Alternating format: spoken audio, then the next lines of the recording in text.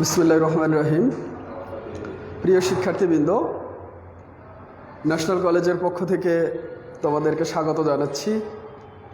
বিশেষ করে 2020-21 সেশনের একাদশ শ্রেণীর সকল ছাত্রছাত্রীদেরকে জানাই অভিনন্দন ও শুভেচ্ছা আমাদের এই ন্যাশনাল কলেজের পক্ষ থেকে এবং অনলাইন ক্লাসে।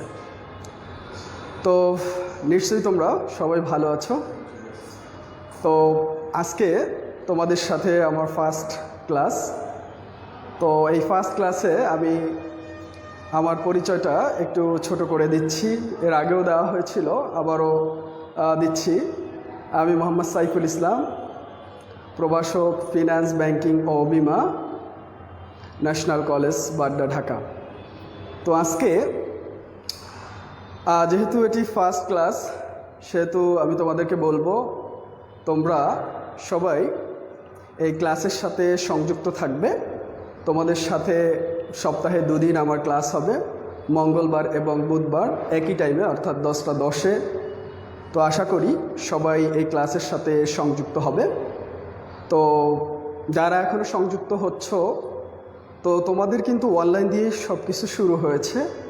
সেক্ষেত্রে তোমরা অবশ্যই যারা অনলাইনে আসবে, ক্লাসগুলো দেখবে, সাথে সাথে কমেন্টস বক্সে তোমাদের নাম, রোল, সেকশন লিখে দিবে, কারণ তোমাদের পার্সেন্টেজ কাউন্ট করা হবে। এই জন্য আমরা যাতে খুব সহজেই তোমাদের পার্সেন্টেজটা দেখতে পারি বা কে কে অ্যাটেন্ডেন্স এখানে আসো বা প্রেজেন্ট আসো সেটা আমরা বুঝতে পারি। তো যাই হোক, আজকে আমাদের যে সাবজেক্ট সেটি দিয়ে আমরা শুরু করব। তো শুরু করতে যাচ্ছি আমাদের ফিনান্স, ব্যাংকিং ও বিমা প্রথম পত্র। তো তোমরা সবাই জানো যে ইন্টারমিডিয়েট আইসিটি ছাড়া সবগুলো সাবজেক্টই 2টি পত্র রয়েছে, তেমনি ফিনান্সেরও 2টি পত্র, ফিনান্স, ব্যাংকিং ও বিমা প্রথম পত্র এবং ফিনান্স, ব্যাংকিং ও বিমা দ্বিতীয় পত্র। তো প্রথম পত্রে যে আলোচনা, সে আলোচনা হচ্ছে ফিনান্স নিয়ে। তো এই ফিনান্সকে অনেকেই আবার কেউ কেউ ফাইন্যান্স বলে, কেউ কেউ ফিনান্স বলে। আসলে 2টি সঠিক, ফিনান্সও বলা যাবে, ফাইন্যান্সও বলা যাবে। তো যাই হোক, আমাদের এই ক্লাসটি আমরা শুরু করতে যাচ্ছি। দেখো, এখানে তোমরা দেখতে পাচ্ছ ফিনান্স, ব্যাংকিং ও বিমা প্রথম পত্র, প্রথম অধ্যায় নিয়ে আমরা আলোচনা করব। প্রথম অধ্যায়টি হচ্ছে অর্থায়নের সূচনা, অর্থাৎ ইন্ট্রোডাকশন টু ফাইন্যান্স বা ফিনান্স। তো এর শুরুতেই আমরা অর্থায়ন নিয়ে একটু কথা বলে নিই। যে অর্থায়নের আওতা বা পরিধি আমরা জানি অত্যন্ত ব্যাপক একটি বিষয়। আমাদের ব্যক্তিগত জীবনে, আমাদের সামাজিক জীবনে, আমাদের অর্থনৈতিক জীবনে, আমাদের রাজনৈতিক জীবনে, যে কোনো ক্ষেত্রেই, আমাদের আন্তর্জাতিক জীবনে, সব ক্ষেত্রেই কিন্তু অর্থায়নের প্রয়োগ রয়েছে বা অর্থায়নের ব্যবহার রয়েছে। তো অর্থ ছাড়া আসলে আমরা কোনো কাজই করতে পারি না। আমাদের শরীরে সবার যেরকম রক্ত আছে, যেমন এই রক্ত ছাড়া আমরা কিন্তু একটুও চলতে পারি না, তেমনি একটা প্রতিষ্ঠান বলো, একটা পরিবার বলো, সকল ক্ষেত্রেই এই অর্থায়ন ব্লাডের মতো কাজ করে। এজন্য অর্থকে বলা হয় লাইফ ব্লাড নামে চিহ্নিত করা হয় বা বলা হয়ে থাকে। তো অর্থ বলতে আমরা সাধারণত বুঝে থাকি নগদ অর্থ। আসলে নগদ অর্থই শুধু অর্থ নয়, এছাড়াও আরও অনেক অর্থ আছে। আমরা ব্যবসায়িক ক্ষেত্রে অনেক ক্ষেত্রে ব্যবহার করি, যেমন share, bond, debenture, price bond, এগুলোকেও আমরা কি বলে থাকি? অর্থ বলে থাকি। তো এগুলোও অর্থের মতো কাজ করে। তো আমরা এই ফিনান্স পার্টে আমরা যে আলোচনাগুলো করব, তোমরা নিশ্চয়ই জানো যে ফার্স্ট পেপারে, জানো না অবশ্য, এটা পড়ে আসছো এর আগেও, অর্থাৎ 9-10-এ পড়ে আসছো, এটার সাথে অনেকেই পরিচিত। তো যাই হোক, আবারও যেহেতু আমাদের নতুন ক্লাস, তো আবারও নতুন করেই বলতে হচ্ছে। তো আমরা ফিনান্স ফার্স্ট পেপারে আমাদের 9টি অধ্যায় রয়েছে। 9টি অধ্যায়, 2টি অধ্যায় হচ্ছে থিওরি, অর্থাৎ ফার্স্ট এবং সেকেন্ড, এই 2টি পার্ট হচ্ছে আমাদের থিওরি পার্ট। এরপরে 3rd চ্যাপ্টার থেকে 9th চ্যাপ্টার পর্যন্ত আমাদের ম্যাথ আসে। তো এখানে পরীক্ষার কোশ্চেন প্যাটার্নটাও একটু বলে দিচ্ছি। এখানে পরীক্ষার তোমাদের 70 মার্কস আমাদের আসবে হচ্ছে সৃজনশীল কোশ্চেন। এখান থেকে 70 মার্কস অ্যান্সার করতে হবে, আর 30 মার্কস হচ্ছে নৈর্ভিত্তিক। তো এখানে আমাদের 11টি কোশ্চেন থাকবে, তার ভিতরে 7টি কোশ্চেনের অ্যান্সার দিতে হবে। তো এরপরে আমরা যেটা বলছি যে এখানে 2টি চ্যাপ্টার যেহেতু থিওরি, আর সবগুলো চ্যাপ্টারে ম্যাথ। তো এই ম্যাথগুলো আসলে তোমরা অনেক 9-10-এর সাথে পরিচিত। আবার যারা সায়েন্স থেকে বা অন্য গ্রুপ থেকে এসেছো তাদের জন্য আসলে এটা একটা নতুন ব্যাপার। তো আমি এমনভাবে উপস্থাপন করব যাতে করে যারা এর আগে কখনো পড়োনি তারাও যেন বুঝতে পারো। তো অবশ্যই তোমরা আমার ক্লাসের সাথে সংযুক্ত থাকবে। তো যাই হোক, আমি শুরু করতে যাচ্ছি আমাদের ফিনান্স থেকে বা ফাইন্যান্স থেকে। তো আমি বলেছিলাম যে ফাইন্যান্সের আওতাটা অত্যন্ত ব্যাপক। এটা আমাদের শুধুমাত্র আমি যদি বলি আমাদের পরিবারই শুধু ফাইন্যান্স দরকার বা আমাদের প্রতিষ্ঠানের শুধু দরকার, আমার ব্যবসায়ের ক্ষেত্রে দরকার, শুধু তাই নয়, এটা সব জায়গায় এটার বিস্তৃতি রয়েছে। তো এখন আমি তোমাদেরকে এখানে একটা সংজ্ঞায় লিখে দেব যে অর্থায়ন বলতে আমরা কি বুঝি সেটি আমরা জানব। তো আজকে আমরা ক্লাসটি এমনভাবে করব যাতে করে খুব সহজে আমরা বুঝতে পারি। তো আমরা অর্থায়নের সংজ্ঞাটা আমি একটু লিখে দিচ্ছি যে অর্থায়ন বলতে কি বুঝি, সে অর্থায়ন কাকে বলে সেটা জানব। তো অর্থায়ন, দেখো এখানে আমি অর্থায়ন বা ফাইন্যান্স বা অর্থায়ন বা ফিনান্স যেটাকে আমরা বলি, তো অর্থায়ন। তো অর্থায়নের সংজ্ঞাটা আমি কিভাবে লিখি? অর্থায়নের সংজ্ঞা, ফার্স্ট অর্থ সংগ্রহ, খেয়াল করবে, অর্থ সংগ্রহ, অর্থ সংগ্রহ ব্যবহার, অর্থ সংগ্রহ ব্যবহার, সংরক্ষণ, সংরক্ষণ ও অর্থের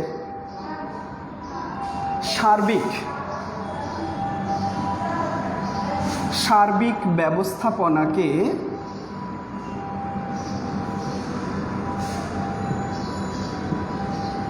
অর্থায়ন বলে। তো আমি যখন অর্থায়নের সংজ্ঞাটা পড়ব, তো এইটা একটু খেয়াল করব, আমরা একটা সংজ্ঞার মাধ্যমে আরও 5টি সংজ্ঞা যাতে করে আমরা দিতে পারি। তোমাদের জন্য এমনভাবে এটা তৈরি করা হয়েছে বা এমনভাবে তোমাদের এই কোশ্চেনটি দেওয়া হয়েছে লিখে, যাতে তোমরা একটি পড়লে কষ্ট না করে অনেকগুলো প্রশ্নের অ্যান্সার তুমি সহজেই দিতে পারো।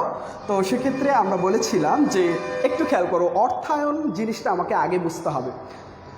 কারণ কি, তোমার সাবজেক্টটা হচ্ছে ফিনান্স। এই জিনিসটা যদি তুমি না বুঝতে পারো তাহলে এর ভিতরে কি আছে সেটা কিন্তু তুমি বুঝতে পারবে না। তো আমাদের ফার্স্ট ক্লাসটা আমরা শুধু ফিনান্সটা বুঝবো, আসলে এটা কি, এটা দিয়ে কি করা হবে, এর মধ্যে কি আছে সেটা আমরা জানবো। তো ফার্স্টেই কিন্তু বলছি যে অর্থ ছাড়া আমাদের জীবন চলে না, আমাদের কোনো কাজই হয় না।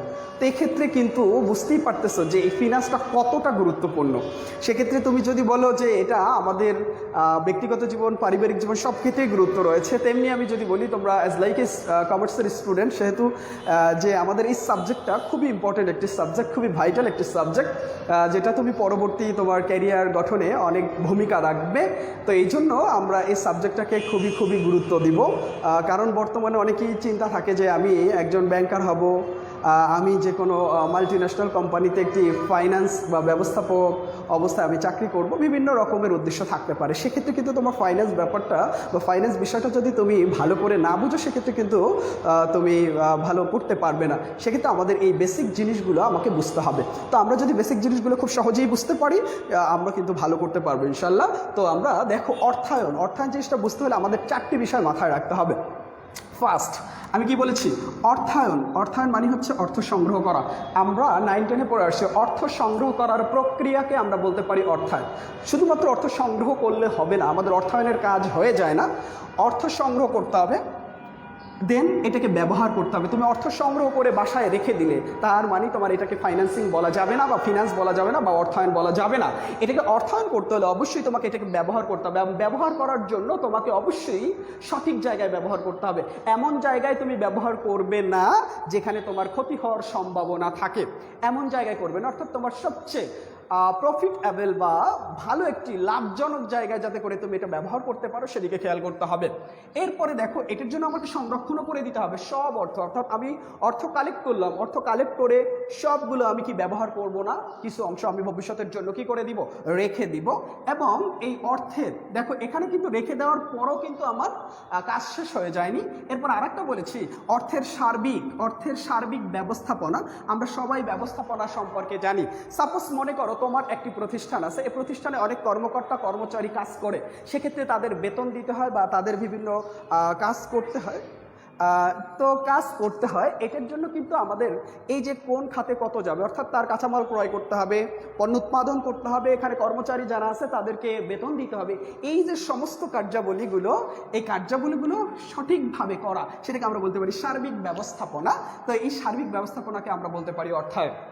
তো আমি আশা করি তোমরা সবাই বুঝতে পেরেছো। তাহলে আমি আবার বলছি, অর্থ সংগ্রহ, অর্থ ব্যবহার, সংগ্রহ, ব্যবহার, সংরক্ষণ ও অর্থের সার্বিক ব্যবস্থাপনাকে আমরা বলবো ফিনান্স বা অর্থায়ন। শুধু এতটুকু লিখবো না যে অর্থ সংগ্রহ করার প্রক্রিয়াকে আমরা ফিনান্স বলি না।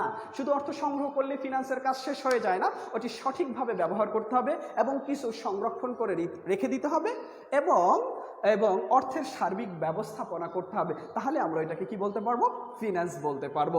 তো নিশ্চয়ই তোমরা এই অর্থায়ন কাকে বলে সেটা বুঝতে পেরেছো। তো এই অর্থায়নটা আসলে আমাদের মাঝে কিভাবে আসলো, এটার ক্রমবিকাশ আছে বা এটা কে নিয়ে এসেছে, যেটাকে আমরা বলি প্রত্যেকটা বিষয়ের একজন ফাদার থাকে বা জনক আমরা বলে থাকি। তো যেমন তোমরা অ্যাকাউন্টিংয়ের যে ফাদার বা জনক, তার সম্পর্কে তোমরা জেনেছো যে আমরা জানি যে এরপরে দেখো অর্থায়নেরও তো সেরকম একজন ফাদার আছে, যেটাকে আমরা, যিনি ফাদার তাকে আমরা বলি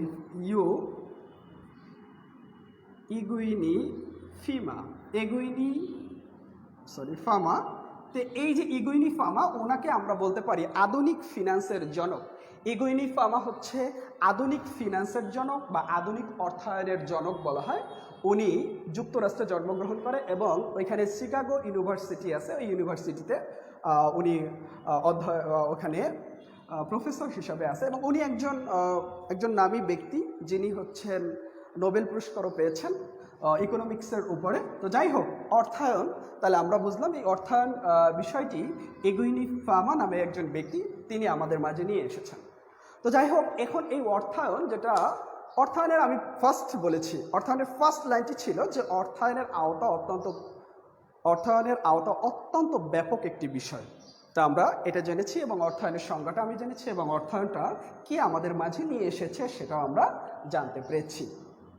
তো যাই হোক, আমরা অর্থায়ন যে আমাদের যে আওতাটা অত্যন্ত ব্যাপক বা কোন কোন ক্ষেত্রে আমাদের অর্থায়নটার দরকার হয় বা অর্থায়নটা আমাদের আছে, সে বিষয়টি আমি আজকে জানবো। অর্থাৎ অর্থায়নের প্রকারভেদ, এই বিষয়টি আমি আজকে তোমাদের মাঝে তুলে ধরবো, যে অর্থায়নের কত ভাগে অর্থায়নকে আমরা ভাগ করতে পারি। আমরা জানি অর্থায়নটা অনেক ভাস্ট একটি ব্যাপার বা একটি বিষয়, তারপরও কিন্তু তার এই প্রকারভেদ আছে। তো আমরা আজকে অর্থায়নের প্রকারভেদটি আলোচনা করব। তো তার আগে আমি একটু দেখে নিই যে তোমরা কারা কারা জয়েন করেছো। আমি একটু দেখছি কে কে জয়েন করছো, আমি দেখে নিচ্ছি। ফারজানা রহমান, আচ্ছা, এর আগে দেখছি সামিরা আক্তার, মানে নীলা সামিরা আক্তার দেখতেছো। তানজিকা ইসলাম পায়েল, আসসালামু আলাইকুম। ওয়ালাইকুম আসসালাম। বিজয়, ওকে। সানরনি, আসসালামু আলাইকুম স্যার। মুনতাহা ইসলাম জারা, ওয়ালাইকুম আসসালাম। আচ্ছা, জিসান ইসলাম সানি, সালমা আক্তার, মুনতাহা ইসলাম জারা। তো যাই হোক, এখানে অনেকেই উপস্থিত আছো এবং তোমরা আরও উপস্থিত থাকবে। এখানে কমেন্টস বক্সে তোমরা তোমাদের রোল নাম্বারটি অবশ্যই জানিয়ে দেবে। অনেকেই দেখতেছো, তারপর আমি আবার ক্লাসে চলে যাচ্ছি, একটু খেয়াল করবে। তোমরা যদি কোনো সমস্যা হয়, কোনো লেখা বুঝতে না পারো, সেক্ষেত্রে এখানে কিন্তু লিখে দিবে।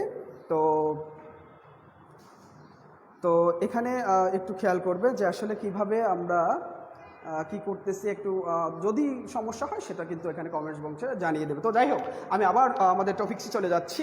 তো আমাদের টপিক্সে একটু খেয়াল করবে সবাই। আবার আমাদের আজকের টপিক্স হচ্ছে ফিনান্স, এবং ফিনান্সের যে প্রকারভেদ আছে সেটি আমি আলোচনা করব তোমাদের মাঝে।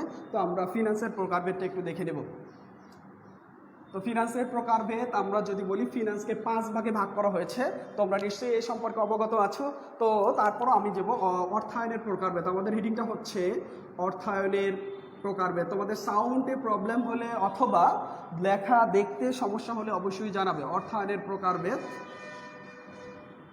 তো অর্থায়নের প্রকারভেদকে আমরা কত ভাগে ভাগ করেছি একটু আমি এটা দেখাচ্ছি তোমাদেরকে। তো আমরা সাধারণত জানি অর্থায়নকে 5 ভাগে ভাগ করা হয়েছে। তো ফার্স্ট হচ্ছে পারিবারিক অর্থায়ন। পারিবারিক অর্থায়ন, দ্বিতীয় হচ্ছে ব্যবসায়িক অর্থায়ন, তৃতীয় হচ্ছে সরকারি অর্থায়ন, চতুর্থ হচ্ছে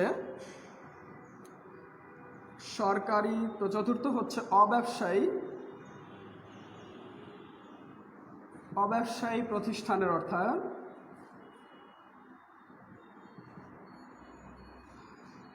এবং লাস্ট অন হচ্ছে আমাদের আন্তর্জাতিক অর্থায়ন।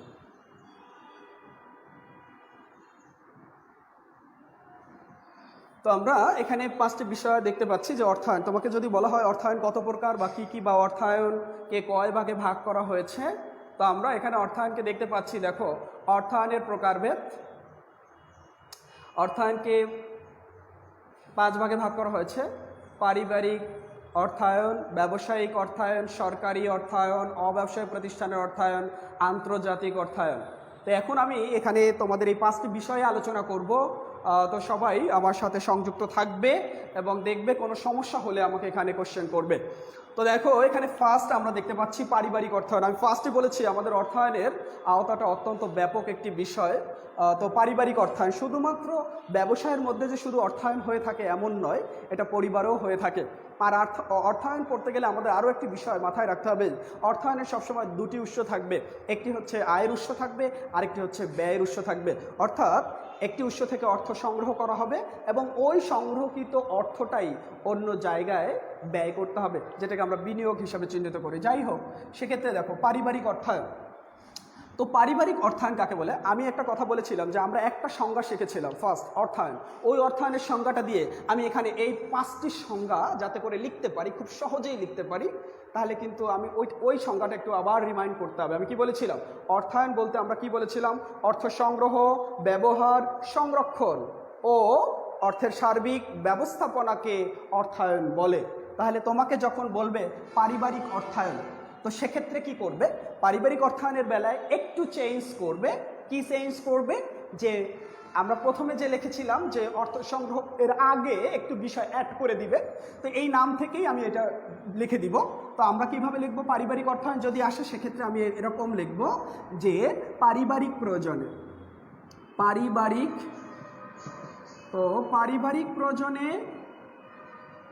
তাহলে আমি আবার সংজ্ঞাটা ওই সংজ্ঞাটার দিকে একটু যাচ্ছি যে পারিবারিক প্রয়োজনে অর্থ সংগ্রহ, সংরক্ষণ, ব্যবহার ও অর্থের সার্বিক ব্যবস্থাপনাকে অর্থায়ন বলে। তার মানে দেখো, খুব সহজ হচ্ছে। আমি যদি ওই সংজ্ঞাটা মনে রাখতে পারি বা বুঝতে পারি, সেক্ষেত্রে আমি শুধুমাত্র, তোমাকে যদি বলে পারিবারিক অর্থায়ন কাকে বলে, সেক্ষেত্রে আমি শুধুমাত্র এখানে অ্যাড করে দিব পারিবারিক প্রয়োজনে অর্থ সংগ্রহ, ব্যবহার, সংরক্ষণ ও অর্থের সার্বিক ব্যবস্থাপনাকে অর্থায়ন বলে। তাহলে আমাদের খুব সহজ হয়ে গেল। তো এখানে শুধুমাত্র আমি কি অ্যাড করব? পারিবারিক প্রয়োজন, এতটুকু অ্যাড করে দিব। তাহলে কিন্তু আমাদের সংজ্ঞাটা হয়ে যাচ্ছে এবং এটা একটা অ্যাপ্রোপ্রিয়েট সংজ্ঞা হয়ে যাচ্ছে। তো তারপরে দেখো, প্রত্যেকটা জিনিসেরই তো একটি উদ্দেশ্য থাকে। তো উদ্দেশ্য কি? দেখো, এখানে পারিবারিক অর্থায়ন কি জন্য করা হয়ে থাকে, এর উদ্দেশ্যটা কি হতে পারে? তো পারিবারিক অর্থায়নের আমরা উদ্দেশ্য এটা জানবো। তো পারিবারিক অর্থায়ন কি আসলে ব্যবসায়ের জন্য করে থাকে? আসলে না। এটা কিসের জন্য করা হয়ে থাকে? সঞ্চয়, অর্থাৎ সঞ্চয় করা। যেমন আমি যদি বলি যে প্রত্যেকটা পরিবারই একজন কর্তা থাকে, হয়তোবা বাবা থাকেন অথবা মা থাকেন। সে কি করে? যে কোনোভাবেই হোক সে আয় করে। ওই আয় থেকে সে আবার পরিবারের বিভিন্ন কাজে ব্যয় করে। তো আমি আগে বলছি যে আমাদের অর্থায়ন করতে হলে একটা আয়ের উৎস থাকবে আর একটা হচ্ছে ব্যয়ের উৎস থাকবে। আয়ের উৎস থেকে আয় সংগৃহীত হবে এবং ওই সংগৃহীত অর্থটা আবার ব্যয় হবে। তো যাই হোক, আমি বলেছিলাম পারিবারিক অর্থায়নের ব্যাপারে যে পরিবারে একজন কি থাকবে? একজন আর্নিং মেম্বার থাকবে, তিনি আয় করবেন। ওই আয় পরিবারের বিভিন্ন কাজে ব্যয় করবে। যেমন তুমি পড়াশোনা করতেছো, তোমার কাজে ব্যয় হচ্ছে, তোমার পোশাক ক্রয় করা হচ্ছে, তোমাদের খাবার ক্রয় করা হচ্ছে, এগুলো হচ্ছে ব্যয়ের খাত। তো বাবা চাকরি করেন, এখান থেকে মনে করো 30,000 টাকা বেতন পান, সেক্ষেত্রে সে এগুলো খরচ করতে করতে তার একটা সময় আসে বা তার 25,000 টাকা খরচ করে ফেললো। তো এক্ষেত্রে সে 5,000 টাকা তার প্রতি মাসে রেখে দিচ্ছে। এই যে প্রতি মাসে রেখে দিচ্ছে, তো সেক্ষেত্রে কিন্তু সঞ্চয় করা হচ্ছে। তার মানে পারিবারিক অর্থায়নের মূল উদ্দেশ্য হচ্ছে সঞ্চয় করা। পারিবারিক অর্থায়নের মূল উদ্দেশ্য হচ্ছে কি? সঞ্চয় করা। এই সঞ্চয়ের জন্য কিন্তু তারা এই পারিবারিক অর্থায়নটা করে থাকে, সঠিক হিসাব করে থাকে। আর এই যদি সঞ্চয় না করতো তাহলে কিন্তু এই অর্থায়নটা, পারিবারিক অর্থায়নটা হতো না। তাহলে আমরা বুঝতে পারলাম যে পারিবারিক অর্থায়নের মূল উদ্দেশ্য হচ্ছে সঞ্চয় করা। তো আরেকটা উদ্দেশ্য কি হচ্ছে দেখো, এখানে উদ্দেশ্য হচ্ছে সঞ্চয় করা। আর পারিবারিক অর্থায়নের বেলায় খেয়াল করবে, আগে আয় হবে তারপরে ব্যয় হবে। কারণ তুমি তো আগে ব্যয় করতে পারবে না, তখন তোমার বাবা তো বেতন পাননি, এছাড়া কি তোমার ব্যয় করতে পারবে না। সেক্ষেত্রে তোমাকে অবশ্যই এটা মনে রাখতে হবে, যখন আমরা পার্থক্য দিব তখন বুঝতে সুবিধা হবে। তো আমরা ফার্স্ট লিখব যে এখানে যে আগে কিন্তু কি আয় হবে, আয় বুঝে ব্যয়। তো এখন তোমাকে কোশ্চেন করা হয়, যদি আয় বুঝে ব্যয় করা হয় কোন অর্থায়নে, তাহলে আমরা বলবো পারিবারিক অর্থায়ন। তো পারিবারিক অর্থায়নে কিন্তু ব্যয় আগে হয় না, আগে কি করতে হবে? আয়। এই আয় থেকেই তার বিভিন্ন কাজে সে কী করবে? ব্যয় করবে। তো আমরা এখান থেকে পারিবারিক অর্থায়ন বলতে কি বুঝি সেটা আমরা বুঝতে পারছি। এরপরে আমরা বলেছিলাম পারিবারিক অর্থায়নের মূল উদ্দেশ্য কি সেটা আমরা জানতে পেরেছি, সঞ্চয় করা। এই সঞ্চয়ের জন্য তারা পারিবারিক অর্থায়নটা করে থাকে। দেন হচ্ছে পারিবারিক অর্থায়নের মধ্যে আয় আগে হবে, তারপরে কি হবে? ব্যয় হবে। ওকে, তারপরে আমরা আরেকটি বিষয় জানবো, সেটা হচ্ছে ব্যবসায়িক অর্থায়নের বেলায়। তো বা ব্যবসায়িক অর্থায়ন কাকে বলে একটু খেয়াল করবে। তো ব্যবসায়িক অর্থায়নটা কি? তো ব্যবসায়িক অর্থায়ন, যে এখানে আমি 5টা অর্থায়ন, অর্থাৎ অর্থায়নকে 5 ভাগে ভাগ করা হয়েছে। সেক্ষেত্রে সবচেয়ে গুরুত্বপূর্ণ অর্থায়ন কোনটি, এটাও কিন্তু তোমাদের নৈবিত্তিক কোশ্চেনে আসে যে সবচেয়ে গুরুত্বপূর্ণ অর্থায়ন কোনটি। সেক্ষেত্রে আমাদের আনসার হবে ব্যবসায়িক অর্থায়ন। তো ব্যবসায়িক অর্থায়ন কাকে বলে? দেখো আমি ওই যে সংজ্ঞাটা শিখিয়ে দিয়েছিলাম, আবার বলে দিচ্ছি যে ব্যবসায়িক অর্থায়ন আমি কীভাবে লিখব। অর্থায়নের সংজ্ঞাটা কী ছিল? অর্থ সংগ্রহ, ব্যবহার, সংরক্ষণ ও অর্থের সার্বিক ব্যবস্থাপনাকে অর্থায়ন বলে। তো এক্ষেত্রে আমরা কি করব? ব্যবসায়িক অর্থায়ন যখন আমরা লিখব বা ব্যবসায়িক অর্থায়ন আমরা যদি বলবো, তখন কি করব? ব্যবসায়িক প্রয়োজনে বা ব্যবসায়িক কাজে অর্থ সংগ্রহ, অর্থ ব্যবহার, অর্থ সংরক্ষণ ও অর্থের সার্বিক ব্যবস্থাপনাকে আমরা কি বলবো? ফিনান্স বলবো বা ব্যবসায়িক অর্থায়ন বলবো। তো আমরা আবার বলছি ব্যবসায়িক প্রয়োজন। তাহলে তোমাকে যদি বলে ব্যবসায়িক অর্থায়ন কাকে বলে, জাস্ট এখানে ব্যবসায় কাজে অর্থ সংগ্রহ, ব্যবহার, সংরক্ষণ ও সার্বিক ব্যবস্থাপনাকে ব্যবসায়িক অর্থায়ন বলে। তো আমরা এটা খুব সহজেই বুঝতে পেরেছি। এরপরে দেখো ব্যবসায়িক অর্থায়নের উদ্দেশ্য আছে। তো ব্যবসায়িক অর্থায়নের উদ্দেশ্য আমরা সবাই জানি, ব্যবসায়িক উদ্দেশ্য হচ্ছে মুনাফা অর্জন। ব্যবসায়িক অর্থায়ন কিসের জন্য করা হয়ে থাকে? মুনাফা অর্জনের জন্য করা হয়ে থাকে। তাহলে ব্যবসায়িক অর্থায়নের মূল উদ্দেশ্য হচ্ছে মুনাফা অর্জন। এরপর আর একটা বিষয় যেটা আমাদের বলতে হয়, যে এখানেও কিন্তু ব্যবসায়িক কার্যক্রম সম্পূর্ণ করার জন্য এই ব্যবসায়িক অর্থায়নটা করা হয়। এটা কেন শুধুমাত্র ব্যবসায়িক বিষয়। আর এই ব্যবসায়িক আমাদের অর্থায়ন বলতে আসলে এই ব্যবসায়িক অর্থায়নকে আমরা বেশি প্রাধান্য দিব, কারণ আমরা যে অঙ্কগুলো করবো এক্ষেত্রে ব্যবসায়ের ক্ষেত্রেই করব। সেক্ষেত্রে আমাদের এই ব্যবসায়িক অর্থায়নটাই আমাদের বেশি এখানে লাগবে আমরা অঙ্ক যখন করব সেক্ষেত্রে। তো আমরা এই ব্যবসায়িক অর্থায়নটা বুঝতে পেরেছি। এরপরে আসো আমাদের সরকারি অর্থায়ন। খুবই ইম্পর্টেন্ট আর একটা কোশ্চেন, যে সরকারি অর্থায়ন। শুধুমাত্র অর্থায়ন কি আমরাই করে থাকি?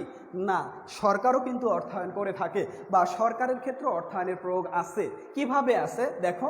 আর সরকারি অর্থায়ন কাকে বলে আমি আবার বলছি, যে আমি কি সংজ্ঞাটা কি দিয়েছিলাম, সে সংজ্ঞার সাথে শুধুমাত্র সরকারি প্রয়োজনে বা রাষ্ট্রের স্বার্থে, এখানে সরকারি প্রয়োজন না লিখে আমরা একটু লিখব রাষ্ট্রের স্বার্থে। কারণ সরকার তো আর নিজের জন্য কোনো কিছু করে না, সে রাষ্ট্রের জন্য করে, জনগণের জন্য করে, রাষ্ট্রের কল্যাণার্থে করে, জনগণের সেবার্থে সে কাজগুলো করে থাকে। এই জন্য আমরা লিখব রাষ্ট্রের স্বার্থে, রাষ্ট্রের প্রয়োজনে বা জনকল্যাণের স্বার্থে অর্থ সংগ্রহ, ব্যবহার, সংরক্ষণ ও সার্বিক ব্যবস্থাপনাকে সরকারি অর্থায়ন বলে। তার মানে এখানে তুমি অ্যাড করবে যে রাষ্ট্রের স্বার্থে বা জনগণের স্বার্থে অর্থ সংগ্রহ, ব্যবহার, সংরক্ষণ এবং সার্বিক ব্যবস্থাপনাকে সরকারি অর্থায়ন বলে। তো সরকারি অর্থায়নের উদ্দেশ্য কি সেক্ষেত্রে আমাকে জানতে হবে। তো সরকারি অর্থায়নের উদ্দেশ্য হচ্ছে আমাদের জনকল্যাণ করা। কি করা? জনকল্যাণ। সরকার নিজের জন্য করবে না, জনগণের স্বার্থে করবে। এজন্য আমরা বলবো সরকারি অর্থায়নের মূল উদ্দেশ্য হচ্ছে জনকল্যাণ। এখানে আরেকটা ব্যাপার আছে, যে বিষয় আছে, যেমন আমি যদি বলি সরকারি অর্থায়নের ক্ষেত্রে আগে কিন্তু ব্যয় করে, তারপরে কিন্তু আয় করে। একটি উদাহরণ দিচ্ছি তোমাদেরকে। বর্তমানে তোমরা সবাই জানো আমাদের দেশে নিজস্ব অর্থায়নে আমাদের পদ্মা সেতু হচ্ছে। তো এই পদ্মা সেতুতে কিন্তু সরকার নিজে কি আগে কিন্তু ব্যয় করতেছে, তারপরে কিন্তু আয় করবে। তো আয় কিভাবে করবে? আমরা জানি যে আয় কিভাবে করা হয়। যেমন যদি বলি যে এটা যখন চালু হবে তখন কিন্তু প্রত্যেক গাড়ি, এখানে গাড়ি গেলে অবশ্যই তাদেরকে টোল দিতে হয়। অর্থাৎ এই যে টাকাটা, এই টাকাটা হচ্ছে সরকারি অর্থায়নের হচ্ছে আয়। এখান থেকে সে ব্যয়, এখানে কিন্তু ব্যয়টা আগে করতে হবে, আয়টা পরে। এই কোশ্চেনটা খুবই ইম্পর্টেন্ট, যেটা তোমরা এডমিশনের ক্ষেত্রে বা আমাদের এখানে নৈবিত্তিক যখন আসবে তখন কিন্তু আমাদের এটা আসবে। এখানে কিন্তু ব্যয় বুঝে আয়, এখানে হচ্ছে ব্যয় বুঝে আয় করবেন। তো ব্যয় বুঝে আয়, তো ব্যয় কত হয়েছে তার উপরে আয়টা হবে। তাহলে আমি আবার বলছি, সরকারি অর্থায়ন কি উদ্দেশ্য? জনকল্যাণের উদ্দেশ্য, রাষ্ট্রের স্বার্থ, রাষ্ট্রের উন্নয়ন তার হচ্ছে মূল উদ্দেশ্য। এরপরে তার একটা হচ্ছে ব্যয় বুঝে আয়, যেটা আমরা পদ্মা সেতু নিয়ে বলেছিলাম। পদ্মা সেতু নিজস্ব আমাদের অর্থায়নে হচ্ছে, সেক্ষেত্রে কিন্তু আগে সরকার ব্যয় করছে, তারপর কিন্তু এখান থেকে সে আয় করবে। এরকম আরও অনেক আয়ের উৎস আছে সরকারের। যেমন আমরা জানি যত শুল্ক বলি, রপ্তানি আমদানি যে শুল্ক, ভ্যাট, ট্যাক্স, এগুলো হচ্ছে সরকারের আয়। তো এই আয়গুলো করবে। এখন এখানে আর একটা বিষয়, যে সরকারি অর্থায়নের ক্ষেত্রে ব্যক্তিগত শুধুমাত্র একটি দেশের মধ্যে যে অর্থায়ন করা হয়ে থাকে এমন কিন্তু নয়। সরকারি অর্থায়নের ক্ষেত্রে আমরা দেখতে পেয়েছি সরকার বিভিন্ন বিদেশের কাছ থেকে সাহায্য পেতে পারে। যেমন ওয়ার্ল্ড ব্যাংকের কাছে, বিশ্ব ব্যাংকের কাছ থেকে সাহায্য পেতে পারে। শুধুমাত্র এটা আমাদের দেশের মধ্যে অভ্যন্তরীণ একটি বিষয় না, এটা কিন্তু আমরা আন্তর্জাতিকভাবেও বলতে পারি যে বিভিন্ন উৎস থেকে এই সরকার সাহায্য পেয়ে থাকে, সেখান থেকে অর্থ সংগ্রহ করতে পারে, তারপরে সে ব্যয় করতে পারে। তো আমরা এখানে বললাম সরকারি অর্থায়নের হচ্ছে আগে ব্যয় করবে, তারপরে আয় করবে, এটা আমরা বুঝতে পেরেছি। এরপরে আসো অব্যবসায়ী প্রতিষ্ঠান। খেয়াল করবে, অব্যবসায়ী প্রতিষ্ঠান। তো অব্যবসায়ী প্রতিষ্ঠান বলতে কি বুঝি সেটা আগে জানতে হবে। ব্যবসায়িক না, অর্থাৎ ব্যবসায়ী প্রতিষ্ঠানের মূল উদ্দেশ্য ছিল আমাদের মুনাফা অর্জন করা। অব্যবসায়ী প্রতিষ্ঠানের মূল উদ্দেশ্য এখানে নাম থেকেই বোঝা যাচ্ছে, এটা হচ্ছে অব্যবসায়ী প্রতিষ্ঠান, অর্থাৎ এর মূল উদ্দেশ্য মুনাফা অর্জন নয়। অর্থাৎ এই অব্যবসায়ী প্রতিষ্ঠানগুলোর মূল উদ্দেশ্য হচ্ছে কি করা? জনকল্যাণ করা। এটিও কিন্তু সরকারি অর্থায়নের মতো জনকল্যাণ করা। তার এটা হচ্ছে অমুনাফাভোগী প্রতিষ্ঠান, এগুলো মুনাফাভোগী প্রতিষ্ঠান নয়। তো অব্যবসায়ী প্রতিষ্ঠানগুলো আমাকে আগে জানতে হবে আসলে কোনগুলোকে আমরা অব্যবসায়ী প্রতিষ্ঠান হিসাবে কাউন্ট করি। যেমন আমরা যদি বলি এতিমখানা, হাসপাতাল, মাদ্রাসা, এগুলো আমরা কি বলি? এগুলো হচ্ছে অব্যবসায়ী প্রতিষ্ঠান। তো অব্যবসায়ী প্রতিষ্ঠানও কিন্তু অর্থায়নের প্রয়োজন আছে বা দরকার আছে, কারণ এগুলো কিন্তু অর্থায়নের মাধ্যমেই চলে, অর্থ ছাড়া কিন্তু চলতে পারে না। তো অব্যবসায়ী প্রতিষ্ঠানেরও মূল উদ্দেশ্য আমরা বলতে পারি জনকল্যাণ করা। কি করা? জনকল্যাণ করা। আর এই অব্যবসায়ী প্রতিষ্ঠান কোনগুলো, এখানে তোমাদের নৈবিত্তিক হিসাবে আসে যে কোনগুলোকে আমরা অব্যবসায়ী প্রতিষ্ঠান বলি। তাহলে এখানে সংজ্ঞাটা আমরা সংজ্ঞাটাই লিখতে পারবো অবশ্যই। অব্যবসায়ী, যেমন আমাদের এই সংজ্ঞাটা ছিল আগে, যে ব্যবসায়িক কার্য পরিচালিত নয়, অর্থাৎ অব্যবসায়ী প্রতিষ্ঠানের জন্য অর্থ সংগ্রহ, ব্যবহার, সংরক্ষণ ও সার্বিক ব্যবস্থাপনাকে অব্যবসায়ী প্রতিষ্ঠানের অর্থায়ন বলি। তো আমরা অব্যবসায়ী প্রতিষ্ঠানের অর্থায়ন সম্পর্কে আমরা বুঝতে পেরেছি। তো এটার মূল উদ্দেশ্য হচ্ছে জনকল্যাণ করা। এরপর আমাদের আরেকটা লাস্ট ওয়ান, যেটাকে আমরা বলি আন্তর্জাতিক অর্থায়ন। তোমরা কি দেখতে পাচ্ছ? কোনো সমস্যা হলে অবশ্যই জানাবে।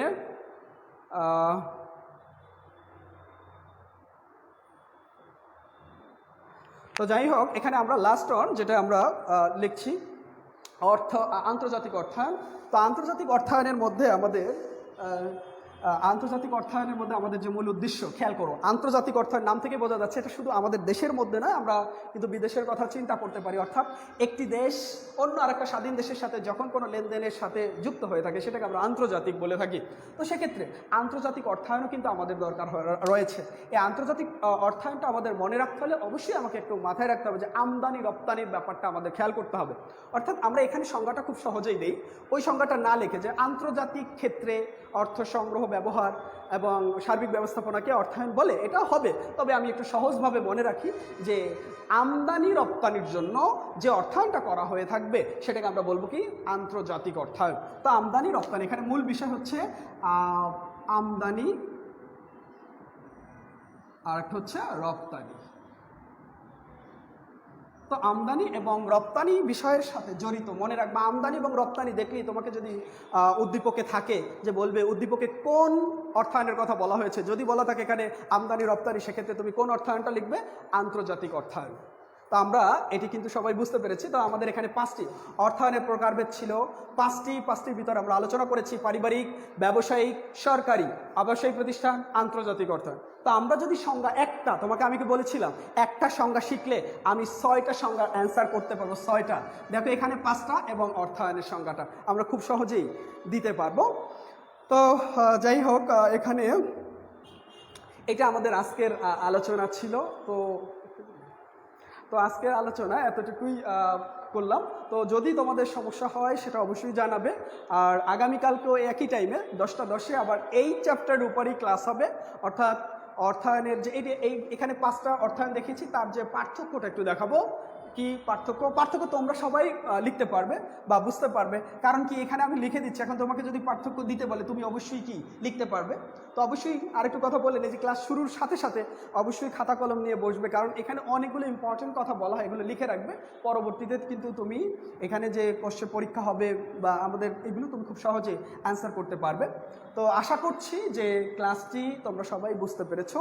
তো আবার আগামীকালকে তোমাদের সাথে দেখা হবে 10টা 10-এ। সে পর্যন্ত সবাই ভালো থাকবে, সুস্থ থাকবে। আল্লাহ হাফেজ।